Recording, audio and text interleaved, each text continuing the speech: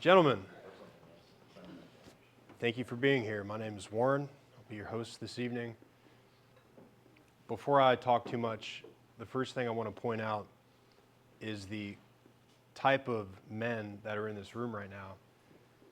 I think this is probably one of the most impressive crowds in Nashville, at least tonight, certainly. We've got entrepreneurs, writers, at least one farmer, an architect, a book dealer. Really a gathering of brilliant minds. So please take as much opportunity as you have to meet. Hopefully you make some friends and build some new relationships with some interesting people.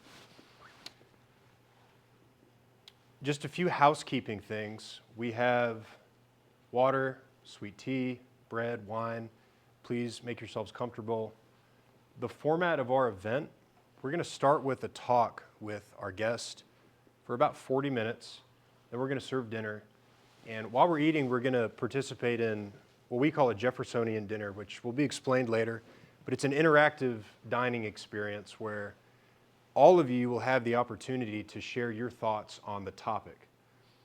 We can bring up new ideas, we can debate, we can challenge each other. All of that is invited here, all done civilly, of course. We have coffee in the back. There's some more water and some more tea back there. We have our restrooms down this hallway. And if you guys need anything at all at any point during the night, please just ask me. Ryan also knows the building pretty well. And just find us. We'll make you guys comfortable. You know, one of the things I've been thinking about a lot lately is revival.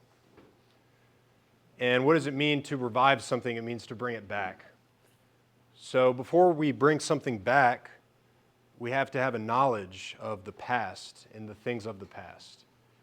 And then before we decide to revive something, we have to deem it worthy of revival. Some things are probably better left in the past. So tonight we're gathered to have a conversation, a discussion, all of us, on something that just might be worthy of revival, the classical tradition of the liberal arts and humanities. Now, as reasonable men, I think before we endeavor on this mission together, I think we should pray. If you guys will join me. Dear God, thank you for another beautiful day. Thank you for our lives. Thank you for all of the happiness and the joy that you continue to give us. We ask that you bless us this evening with just an inkling of your wisdom.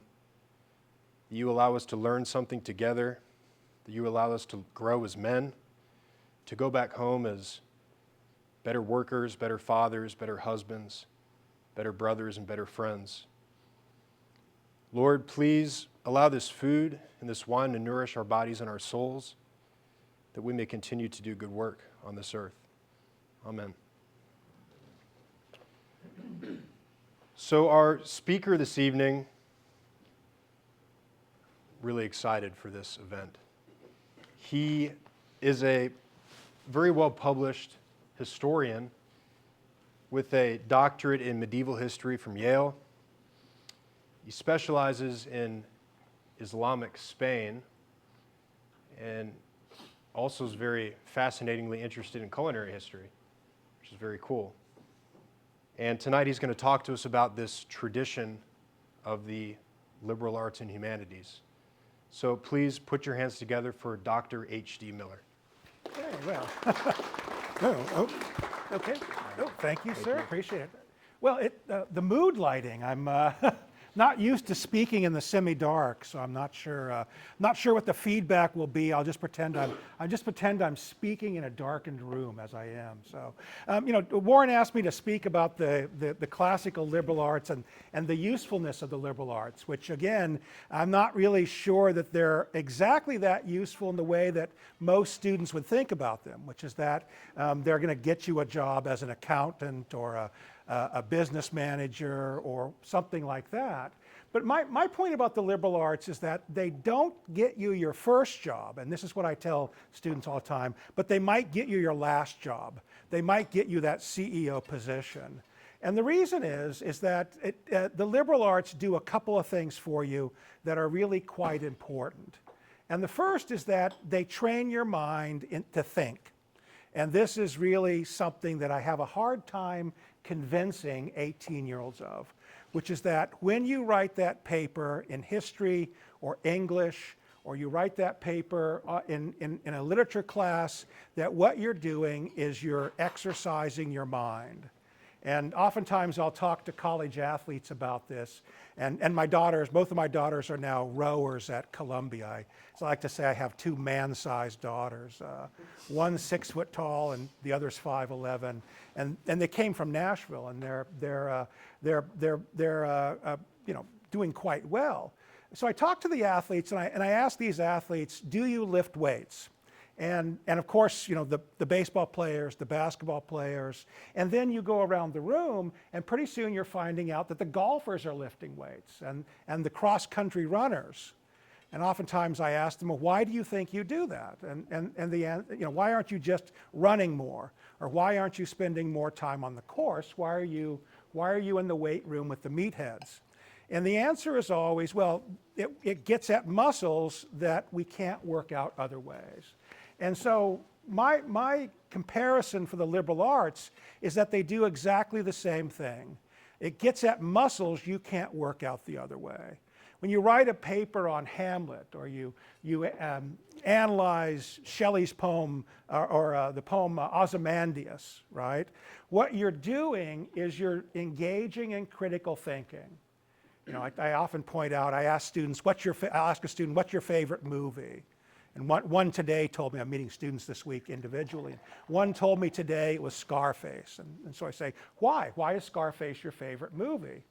And you force a student to literally go through the exact same process that you go through, or I'm assuming some of you are businessmen, that you go through when you're writing a business report. That you're forced to think about the reasons to advocate for your position. That you're forced to prioritize what is the most important reason. You're forced to dig deep into your brain to come up with reasons to justify your choice. And that's critical thinking. Critical thinking is organizing material, digging it out of your brain, putting together a persuasive argument and presenting it to someone. And I don't really like, often, I have to use it because this is what people know, I have to use the phrase critical thinking, but I just like to call it thinking, right? That's just thinking. And it's thinking like an adult. It's not thinking like a child, in the sense that it's not chaotic thoughts. It's an organized way of trying to figure out why you take this particular course of action. And so my conclusion with these students, this is the punchline in my lectures, is that the liberal arts are like lifting weights for your brain. That even when you're doing something that seems pointless, when you're studying some aspect of Renaissance history with me, or as I said, you're analyzing a piece of poetry, it's like you're in the weight room. You're doing that. And this is proven. I'm trying to remember the name of this. The acronym is the CLAS, which is a test that used to be given, it's sometimes still given, which is given to freshmen and then given to seniors in college to prove how much they've increased in critical thinking. And the test is this: they give you a box. They give you a box with newspaper clippings and spreadsheets and annual reports, and they ask you to write a report on a business case. On like, why should you buy this stock, or why should you do that? And they measure the results from freshman to senior year. And again, I'm sorry, I can't remember the name of this. It's the CLAS. And invariably, it turns out that English majors and philosophy majors and students who've had a lot of liberal arts and the humanities do better at this, because they've been through the process of critical thinking that maybe you don't get in business administration, or maybe you don't get, although the scientists do pretty well, so they do their own form of critical thinking. So my argument always to the provost at Lipscomb is, and we've somewhat succeeded this year in changing our general ed to make it a little more liberal arts heavy. It's taken us a decade to change it. And my argument to the provost was, look, here's the numbers, here's the data. People who have more liberal arts do better on this critical reasoning test, regardless of what their major is. So that's my first argument. My first argument for the liberal arts is a very practical one based in the raw numbers that come from studying the outcomes from college. And of course, as someone who's taught college going on 25, 30, almost 30 years now, 30 years. I think I taught my first class in 1995. As someone who's taught college for 30 years, you can see this with students over the course of 4 years. How a student comes in as 18 and leaves at 22 as a significantly changed adult, someone who's able to approach the world better. And that's the second reason. The second reason is that the liberal arts train you for the world in a way that other fields don't. I often, I'm a medievalist by training, so I kind of often talk about the distinction between the old liberal arts, right? The liberal arts in the sense they free you. The liberal arts that free you to do anything versus what used to be called the servile arts. Servile in the sense that you were moving towards a very specific occupation. So in the Middle Ages, law school or medical school. Both the medical schools and legal schools are almost as old as the oldest universities. And those were the servile arts. Today we would talk about engineering as being one. Again, nobody uses the term servile art but me and people I can convince to do this to get one up on the scientists. But in the sense is that was the idea behind the liberal arts. It wasn't that it prepared you for a specific job. They prepared you, the liberal arts and the humanities didn't prepare you to be a business manager. They prepared you to think, and they prepared you to make adult decisions. This is the most shocking thing for many students when you tell them that frequently there is no good choice in your life. Or equally bad, there are two good choices, both of which have negatives. I'm from California. I would love to live near my brothers in California, but I felt my calling was to be a professor. I felt that's what I had to do, right? So as an adult, I have to make an adult decision. And the adult decision is I can't have both things. I have to choose one or the other. And if you read literature, if you read history, that's the story of both, of people being forced to make decisions in which you have one or two courses or three courses of action, none of which are very good. Or maybe they're all good in their own way with different negatives to them. And one of the things you get from reading history, and Warren name-checked my discipline there, talking about history and not repeating it. One of the things you read is that people are frequently in this really horrible spot where you've got nothing but bad decisions. And how do you weight those decisions? How do you choose what's the best course of action? Or you read literature, right? You read War and Peace, or you read Anna Karenina, you read Moby Dick, right? And as you read those, you realize that frequently you're just in a spot where nothing's going to work out the way you hope it will. And so you've got to make a decision, and how do you make that decision? And the answer is, well, you pray, you hope for the best, but you've got a kind of heuristic. There's a kind of way of dealing with uncertainty that the liberal arts deliver to you, that literature delivers to you. So much of our entertainment is entertainment for children. Marvel movies are entertainment for children. They have a very pat ending. Last time I checked, there are, and again, this is, I'm sorry to break this to you, you're 18, but there really aren't happy endings. You can do very well, you can have a very happy life, but then people you love will die. You will die. And that's the nature of life. It's not happily ever after. It's happily for a set period of time, and something goes wrong. And that's literature. Literature teaches you to deal with that. It at least teaches you that you're not on your own. It teaches you that you're part of this continuity of human existence. where you experience something that others before you have experienced. At least you're not stuck on a coffin after your ship has been sunk by an angry whale. That's the way Moby Dick ends. It's both comic and horrifying, and frequently life is both comic and horrifying. And you, as a person progressing through your teenage years into your early adulthood, you have to begin to confront that reality, which is the reality that life is both comic and good and bad and horrifying. And maybe you live in a period in the early 21st century where nobody's starving to death, there are no wars that are affecting you directly, where no one's driving you from your home, and maybe you should learn to be somewhat thankful for that, because that's not the norm in human history. And both literature and history teach you to deal with those problems. So oftentimes, when I talk about the liberal arts, I'm trying to bring them down a little bit, not too much. I mean, they don't have much toleration for it when you start. It's us old people who are more beaten down. So that's the other reason. The other reason is that literature and history, they prepare you for what you're about to face as you enter adulthood.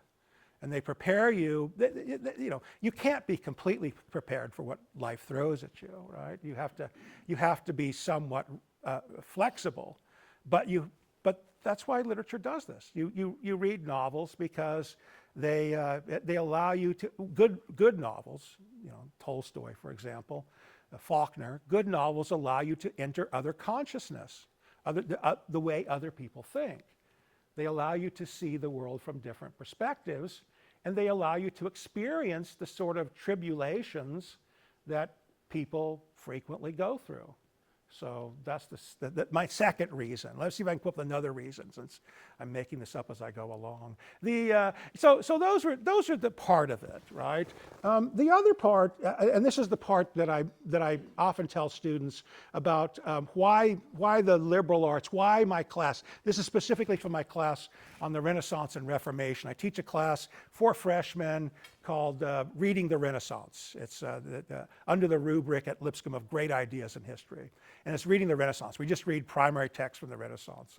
And so we get to Castiglione's Courtier, if you know the Courtier, one of the great masterworks of the 16th century, probably the most popular book to come out of the Renaissance. It's never been out of print. It's in 17 languages. It was in 5 languages within a decade of its publication. When Joyce, James Joyce, read the book, he was 19, he read the book, and his brother said, "You've never been more polite and less sincere."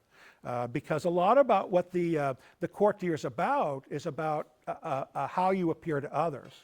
And so I often talk to students about why reading the Courtier and studying the Renaissance, and we have a section on Renaissance art. About I have 30 years of teaching. I have one PowerPoint, and I get everything I can out of that PowerPoint, which is an art PowerPoint talking about Renaissance art.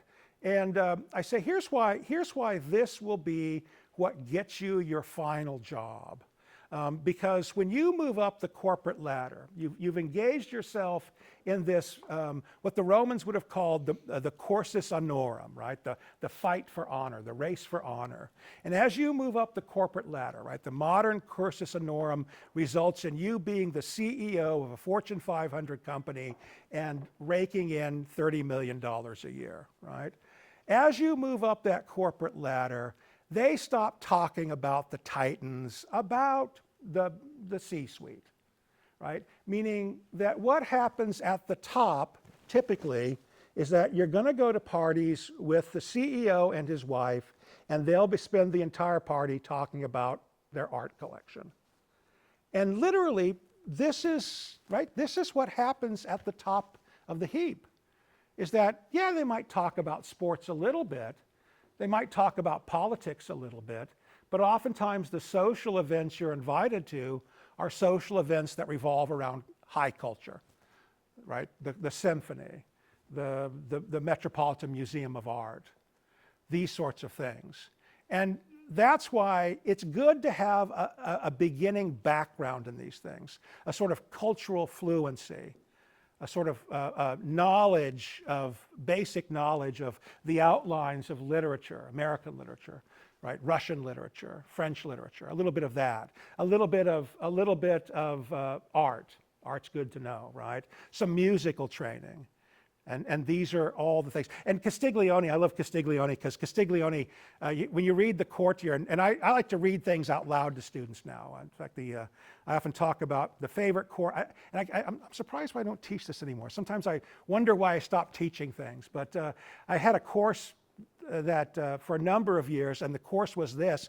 It had 25, 30 students, all from all parts of Lipscomb. And what we did was we got a copy of the Iliad, and we went around the room, starting with the first thing, reading it out loud to each other.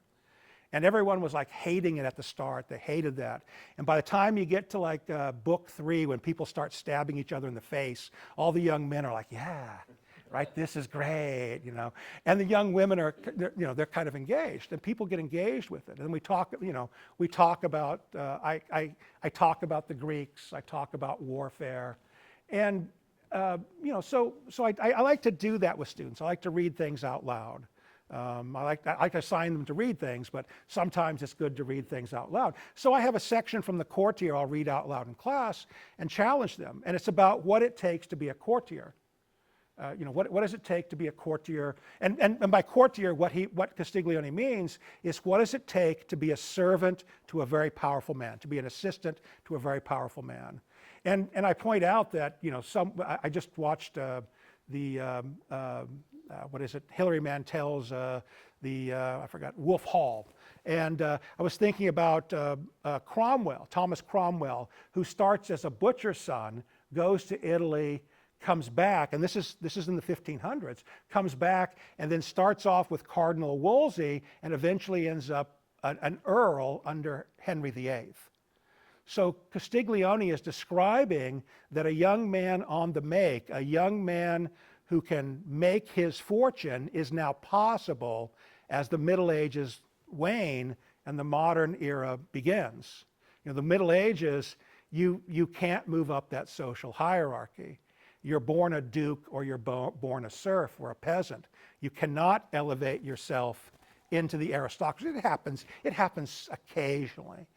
There's sort of very rare circumstances. If you go to the borderland of Spain, if you make it to the Teutonic Knights, that's a place, in these extreme situations on the edge of Europe, this is the place where you can maybe, if you get lucky, move into the lowest ranks of the aristocracy. But the new world dawns, the modern world dawns, and now you can be a butcher's son and end up an earl, one of the 12 most powerful men in England, because you know what to do. You know how to serve a king. And so Castiglione is looking at examples like this. He's looking at the Medicis, a family that comes from nothing and moves to the top of European society.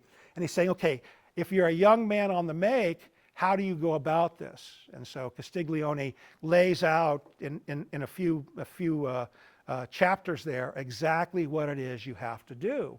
And the first thing is you've got to be good with a sword, because, of course, men are always being challenged for their honor. So you have to be able to fight. And then he goes through a whole list of like physical characteristics, like, you should be of average height. You should be shapely and well-built, shapely of limb and well-built. You gotta know how to wrestle. You gotta know how to run, throw stones. You have to know how to swim. It's like, oh, what the heck? There's like all this here, right? You have to know how to ride. You have to know how to ride in all the styles that are current among gentlemen, because the aristocrats love to ride horses, right? And then he turns to the next set of qualifications. And the next set of qualifications are, you've got to learn how to be a good public speaker, right? You have to train your voice not to be soft like a woman or loud like a rustic, he says, like a hillbilly, right? You have to train your voice. And it's not enough to know how to speak. You've got to have something to speak about. And so he starts talking about the qualifications that he sees, and he starts off saying, yeah, of course, Latin. And not just like the random quotes of Latin. You've got to be familiar with the historians, the orators, and others. Right? You've got to know Cicero. You've got to know all of these characters. And it's good to know Greek. You should know Greek too, and you should know the philosophers. You should be good in Italian. You should be a good writer in Italian. You know, study writing, because you'll be called upon to write letters. And then he starts talking about the next set of qualifications, right? The next set of qualifications are you should know how to play a musical instrument, right? Diverse musical instruments, not just one but several, because the ladies really love guys who can play a harpsichord, right? And then it's you should know how to draw, and even maybe a little bit of painting. And when I get to the end of this list, and I get to this list, I asked my students, so what are they describing? What are they describing in this list? And the answer is they don't know, right? And so I have to prompt them. And I prompt them by saying the Italian phrase for what Castiglione is describing is l'uomo universale, the universal man, a man who can do everything. And then usually one of the brighter students will say, oh, you mean the Renaissance man? I'm like, yeah, of course. So then what we do is we go through the list of what they studied in school. So I'll ask a student, did you take art in school? Yeah, well, you know, in 5th grade I took art. Did you take music? And half the students like, no, I didn't. Then I have to remind them that in 4th grade they got the recorder out. You know, everybody has the little plastic recorder they play, right? So they had music. Did you have PE? Yeah, of course I had PE, right? Did you have English? Yeah. Did you have history? Did you take a foreign language? That's increasingly, you know, sadly, high schools have left that behind.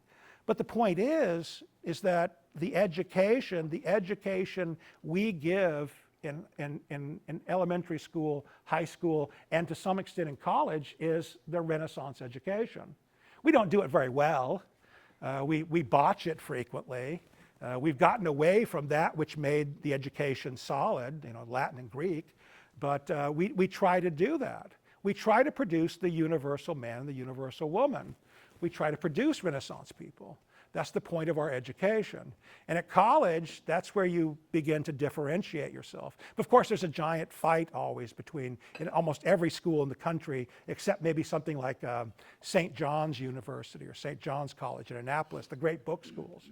Otherwise, it's a great fight between the practical education and the classical education, or the more rounded education. Castiglione's point about this education is that this education prepares you to associate with people of high status. It prepares you to be useful to people who can reward you handsomely for it, people who can make you an earl.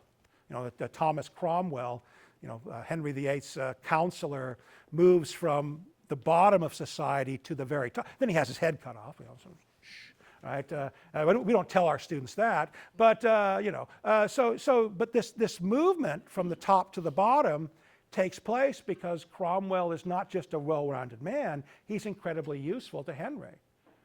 He knows what the king needs, and he has the skills, mostly lawyer skills, but other reasoning skills that allow him to do this. So when I say that the liberal arts education can get you your last job, what I mean by that is that this is the kind of education that allows you to move up the ladder. The other point I make is what's the liberal arts education for? And I have this little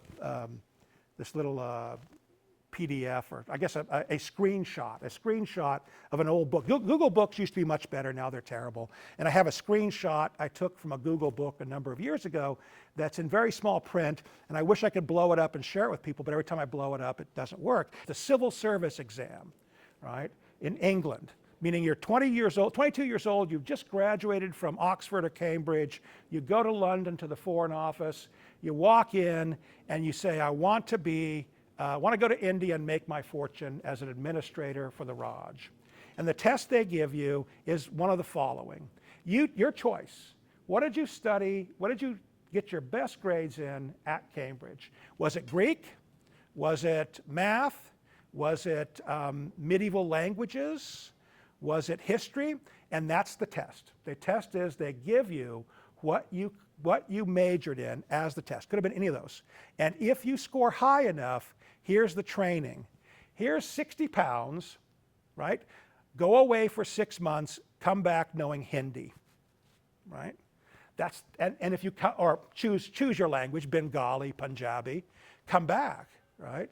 And at 22, 23, you're shipped off to the Punjab to be an assistant manager of a water district or the regional manager, right? Literally, that was what it took to join the bureaucracy and run the Raj, was simply a liberal arts education and a test that proved you could think in one of these higher subjects. Literally, it's a test in ancient Greek, which you can imagine the kind of score you would have to achieve on that to be hired by the Foreign Office to head to India. So that's why when I talk about the liberal arts, and what it prepares you for, it prepares you, if it's a good liberal arts education, it prepares you to go to India and run a state. It prepares you to walk into an office and in 6 months learn everything you need to know to run that business. And I think oftentimes we think practical education is the thing. And there are fields where practical educations are quite important. I mean, I'm not suggesting I go to a doctor who's had 6 months on the job training, but at the same time, you know, you might be perfectly happy with a business administrator who had no practical training. In fact, I can guarantee that many of your fathers walked out of high school into a white-collar job and made a very nice living on it. In fact, I know the two young men out of my high school graduating class, Corning, California, in 1980, the two who did the best became insurance agents at 18 and a half. And both now on, you know, the envy machine of Facebook, they're both collecting muscle cars now, which is, you know, very, very depressing to a professor, you know. So, you know, I don't have a GTO, a 75 GTO. But, you know, so literally, you don't need a college degree to be an insurance salesman. You can build an incredibly good book, which was traditionally what happened. Traditionally, you were a banker, you walked into the bank at 18, and 4 years later, you were an assistant manager or a manager.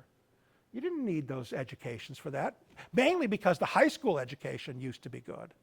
And now the college education has fallen by the wayside now, and now you're starting to look for students with master's degrees to hire, who still are not up to the level of those 18-year-old boys from Corning High in 1980. Because when I went to high school, this is the point where I start, you know, having to make fun of myself for my students because, you know, like an old man now, you know. But the education was fairly rigorous, and all of our teachers, you know, my high school English teacher went ashore on Guadalcanal before the invasion. He was a Marine Scout.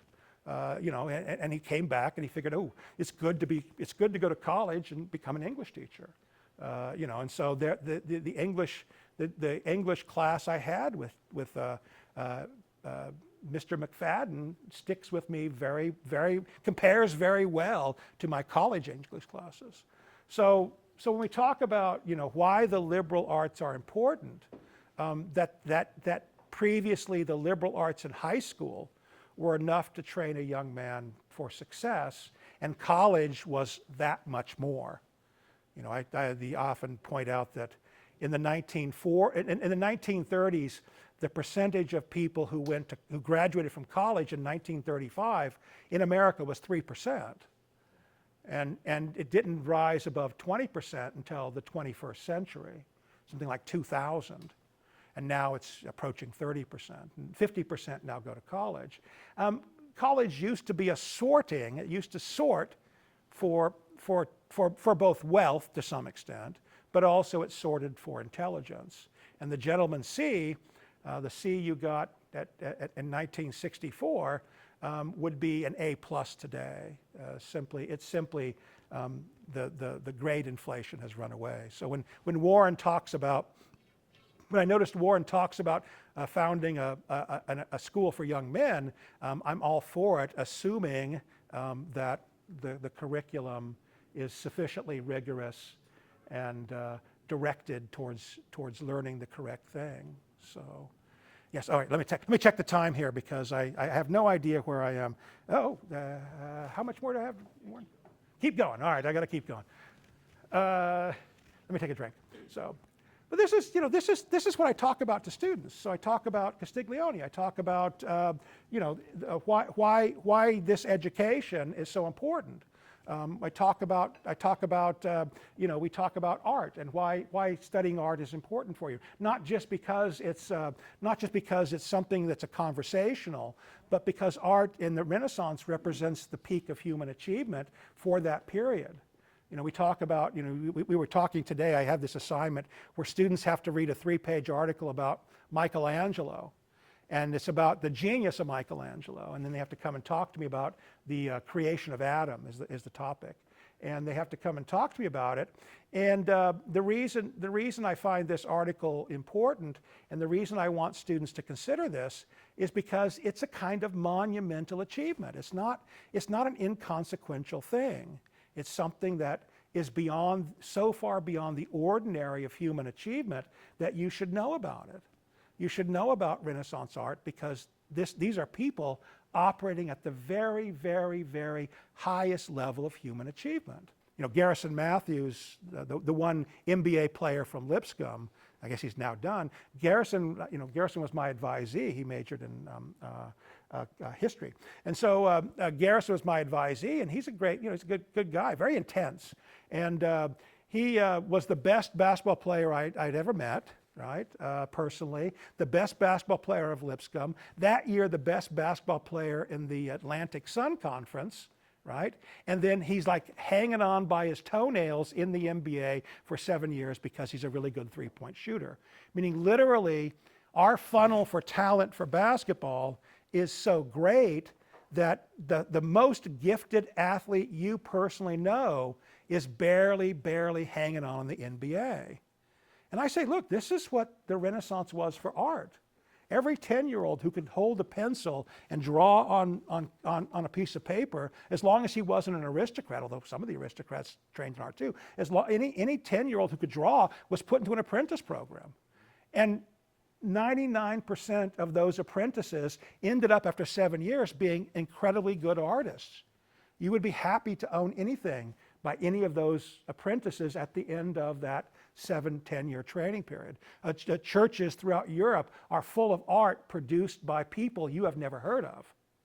And then, right, there's LeBron, right? Literally, like this is, we in English, in basketball, there are these basketball players who almost have supernatural talent. Right? Like you can't comprehend that. And so that's Michelangelo. Michelangelo is a person of superlative talent. And he's the end result of this funnel. He's so impressive that when he dies, they invent art history. One of his younger contemporaries, a guy named Giorgio Vasari, he's like, there'll never be another Michelangelo. And Vasari sits down and writes an 80-page biography of Michelangelo. Literally, it's talking about his background, and then he goes through and analyzes every piece of art he can find from Michelangelo. And Vasari does this so well that everyone's like, you got to do this for everybody. And so Vasari puts out his lives of the artists.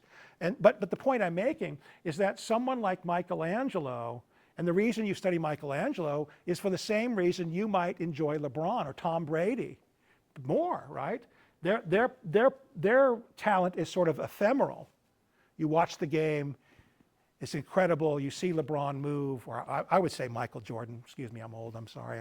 I have to say LeBron for my students. I would say Michelangelo, Michael Jordan to you all, right? But that's ephemeral. You might see it on film, and it's not as, it doesn't have the same impact to seeing the game in person.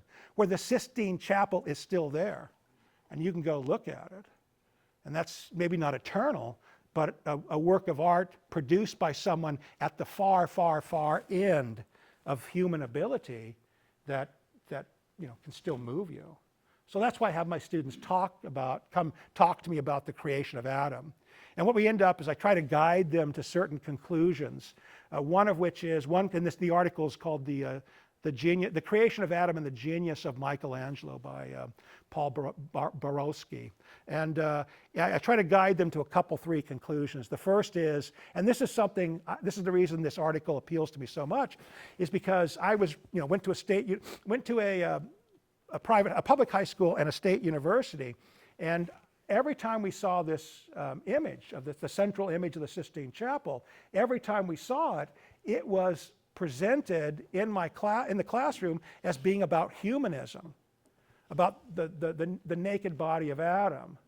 And so that was how I learned it. And when I read this article 7, 8 years ago, the author reminded me that, guess what? This is an incredibly Christian work of art. And I kind of slap my head and I say, oh yeah, of course, it's in a church. How could I not see that? It's of God. But this is what many art historians miss, right? And Michelangelo knew his scripture backwards and forwards and chose a very key moment. The second, and this is what makes that image so important, and what makes it so affecting, and that is that it's not merely that Michelangelo can paint a beautiful face. It's not merely that he can get all the muscles in Adam's thigh correct, in the right place. It's what makes the genius of Michelangelo is that composition is so radically different from the way anybody else would do it. I make them look at images of other artists who've done this. It's always God standing over it, pointing at the body of Adam. They're fine, right? But then Michelangelo chooses to have God swooping across the heavens with Adam, like that, and God reaching. And so I try to lead the students to that moment where they can see that indeed the composition is what makes the genius of it. That the ability to see things in this completely different, it's like, you watch, again, I tell a student, you watch LeBron make a shot or make a play, and you're wondering, how can he do that? And every artist in Italy would see that when it was unveiled. Raphael has a breakdown.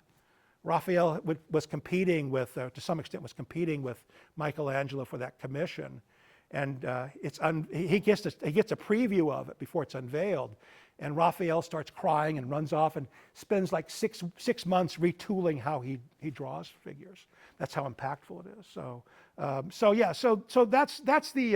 that's my attempt to lead students to a type of gnosis, to try to lead them to some understanding of why a knowledge of art, of Renaissance art, is important, because you're looking at the peak of human achievement.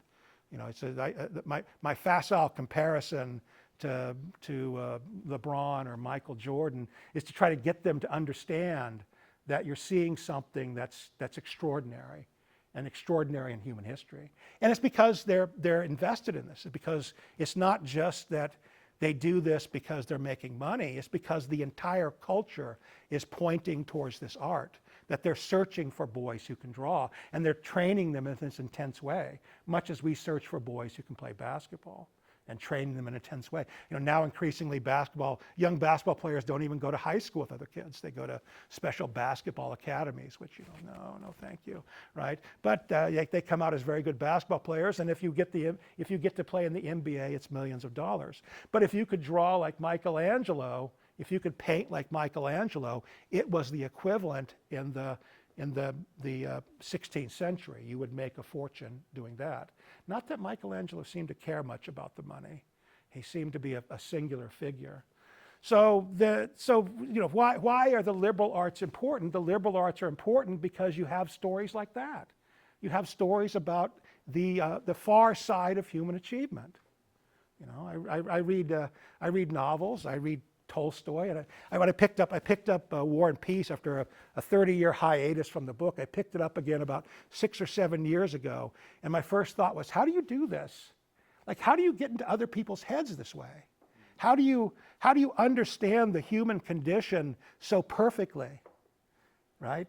And so again, you think about human achievement and the far end of it, and something like, to read War and Peace, you experience that. To see Michelangelo, you experience that. And I guess to see LeBron play, you might experience that too. It seems more mundane, certainly not as emotional or as effective, but it's the same, right? And of course, we talk about, I guess I'm just talking about my class, I'm sorry, excuse me. Warren was expecting something more profound. We talk about my class, and I talk about we'll expand from there, and we'll talk about why Ratatouille is one of my favorite movies. You all know Ratatouille? It's one of my favorite movies because Ratatouille has the absolute best portrait of a critic. Like I'm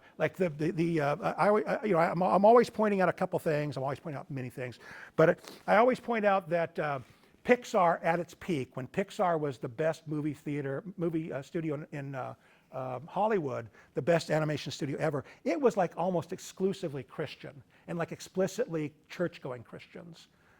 Those guys all they all talk about going to church, and they have a sense of story that's quite classical.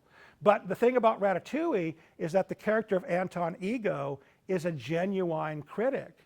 He presents initially as a villain. He looks like a vampire, but he's the pure critic. He doesn't care about the artist. He cares exclusively about the art. And he's to the point that when it's revealed that his favorite restaurant is staffed by a rat, he destroys his career as a critic, but he doesn't care because he only cares about the art.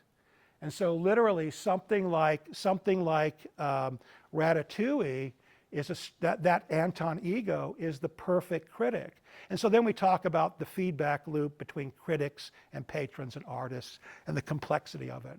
And that's excuse me. So, yeah. All right. I think I'm done, Warren.